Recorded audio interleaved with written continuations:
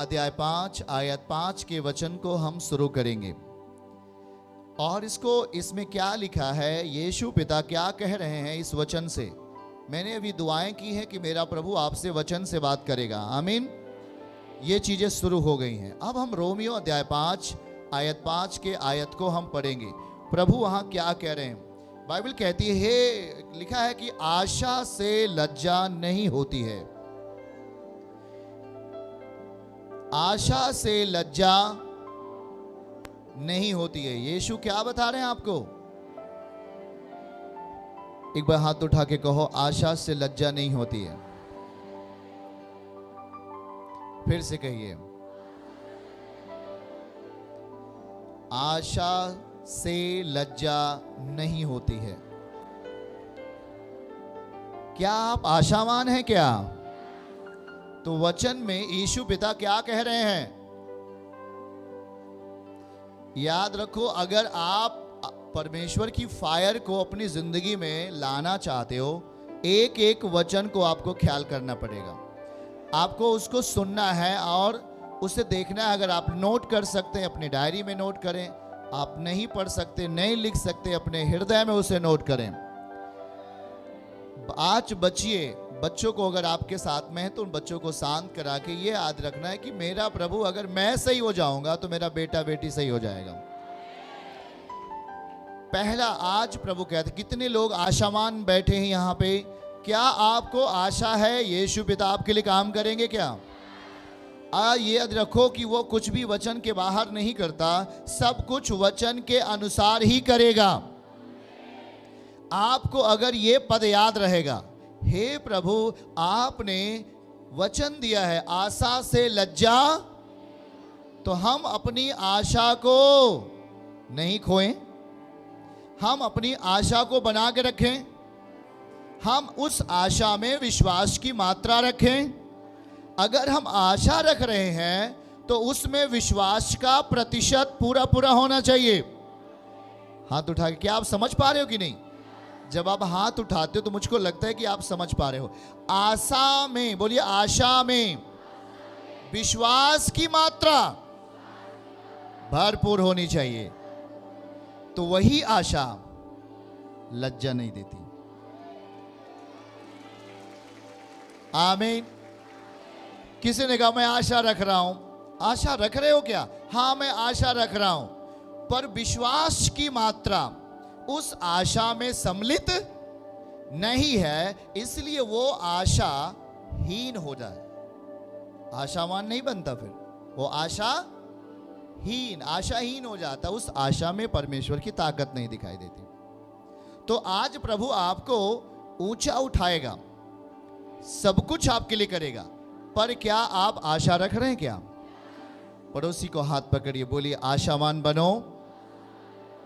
बने, आशावान बने। एक दूसरे से बोल सकते हैं आप, आशावान बने। आशा नहीं छोड़ना। लिखा है, आशा से लज्जा नहीं होती, नहीं होती। आशा से लज्जा। एक जवान भाई अभी गवाही दे रहे थे, उनके पैर में कुछ रोग हो गया था, ऐसा रोग जो लज्जा लाता है, और माँ भी बगल खड़ी थी। वो माँ जब गवाही को बोल रही थी, आपने सुना कि नहीं सुना? माँ रोने लगी, क्योंकि ये बीमारी आने से लज्जा आ जाती है, लज्जा आ जाती है, शर्मिंदगी आ जाती है। ये शैतान ऐसे करता है। और वो इस लज्जा से परेशान थी। 5 साल का वो था, तब से ये लज्जा उसे पकड़ ली थी। पर जब वो बेटा जवान हो गया, उसे समझ में आने लगा कि लज्जा क्या चीज है, शर्मिंदगी क्या चीज है। पर वो यीशु पिता ने उसकी शर्मिंदगी को दूर किया कि नहीं? उसकी लज्जा को दूर किया कि नहीं? कैसे? क्योंकि उसने इस वचन को पालन किया। क्या लिखा हुआ है? आशा से लज्जा खत्म हो जाती है। लज्जा देने वाला बल क्या हो जाता है? पीछे लज्जा देने वाला बल क्या हो जाता है?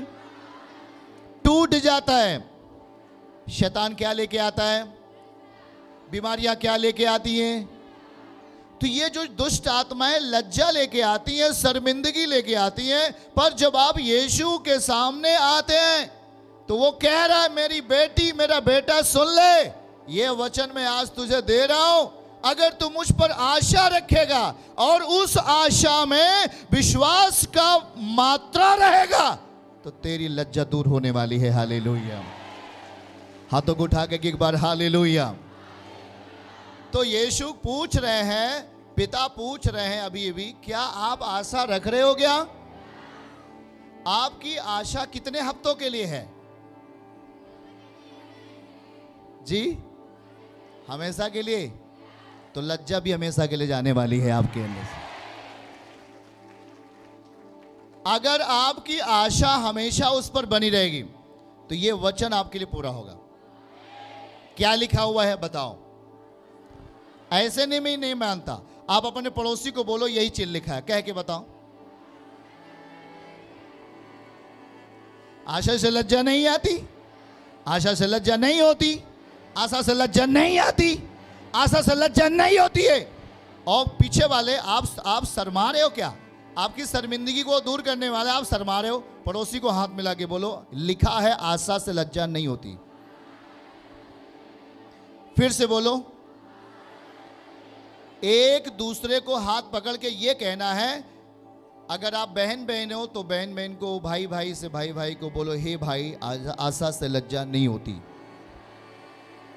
बहन हो तो हाँ बहन, आशा से लज्जा नहीं होती। क्योंकि उस आशा में किसकी मात्रा है?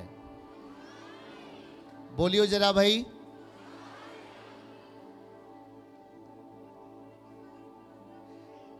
आशा में कौन सी मात्रा मिला दिया? अच्छा, वेरी गुड। चलिए रोमियो अध्याय 10 का 11 पद दिखाइए इन्हें। 11 पद दिखाइए इन्हें। अब ये बात को पढ़ो। लिखा है, क्योंकि वचन कहता है, पवित्र शास्त्र कह रहा है, जो कोई विश्वास करेगा वो लज्जित नहीं होगा। जो कोई विश्वास, क्या यीशु पिता क्या समझा रहे हैं आपको? जो कोई विश्वास वो लज्जित। तो याद रखो, जो आशा और विश्वास और प्रेम, बोलो आशा, विश्वास, प्रेम, तीनों एक साथ रहते। अगर इनमें से एक भी अलग हुआ आप चूक जाओगे, आपके लिए छुटकारा नहीं है। यहां देखो, क्योंकि पवित्र शास्त्र कहता है, जो कोई उस पर विश्वास करेगा उसकी लज्जा दूर हो जाएगी। लज्जा कौन लेके आता है? बोल के बताइए। हाथ उठा के बोलो, आशा से लज्जा नहीं होती। इसका मतलब जो आशा है, आशा में किस चीज का मिलावट करना चाहिए? वाह वाह, आप समझ रहे हैं क्या? आपकी आशा में किस चीज की मिलावट होनी चाहिए? भरपूर। जैसे दूध में पानी मिला दिया जाता है ना, तो बड़ा मुश्किल होता है अलग करना, है? जैसे कोई मीठा पदार्थ पानी में चीनी वगैरह घोल दिया जाता है ना, वैसे आपकी आशा में विश्वास घुल जाना चाहिए। घुल जाएगा क्या? हाथ उठा के सब लोग बोलो, आशा से लज्जा नहीं आती। वचन में क्या लिखा हुआ है हम इसको पढ़ेंगे अभी, उसको हम आपको दिखा रहे हैं अभी थोड़ी देर में। देखो क्या लिखा है, रोमियो 10 का 11 का पद दिखाइए, हमारे साथ बोलिए। क्योंकि वचन में लिखा है, जो कोई यीशु पर विश्वास करेगा, आशा के साथ विश्वास करेगा, वो लज्जित ना होगा। आमीन। इसका मतलब उसकी लज्जा क्या होगी? उसकी लज्जा क्या होगी? जब आप आशा और विश्वास और प्रेम के साथ उसके सम्मुख आएंगे, आपकी लज्जा दूर हो जाएगी। आपकी लज्जा क्या होगी?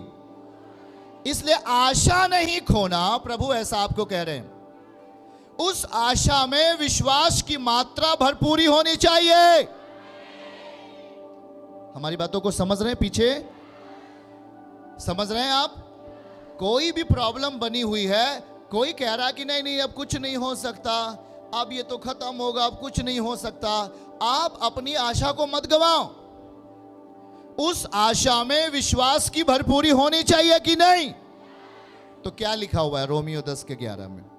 जो विश्वास करेगा उसकी लज्जा दूर होगी। होगी कि नहीं? 18 साल से वो बहन संतान मांग रही थी कि नहीं? कितना साल से? उसको लज्जा हो रही थी, लज्जा उसे छू रही थी। पर जब वो यीशु के पास आई और विश्वास की दुनिया में रहने लगी, कौन सी दुनिया में? कौन सी आशा में? विश्वास की आशा में, जीवित आशा में।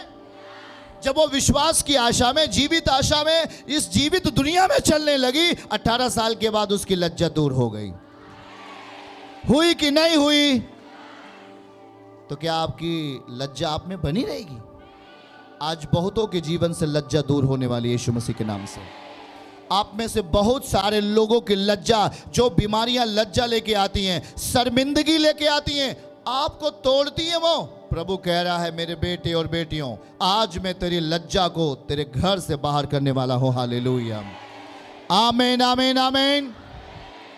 चर्च की सभी प्रार्थनाओं को और परमेश्वर के दास के द्वारा टीचिंग सुनने के लिए और अपडेट्स को जानने के लिए हमारे इस चैनल को सब्सक्राइब करें और साथ में बेल आइकन को दबाएं, ताकि जब भी लाइव प्रार्थना हो तो सबसे पहले आप देख सकें।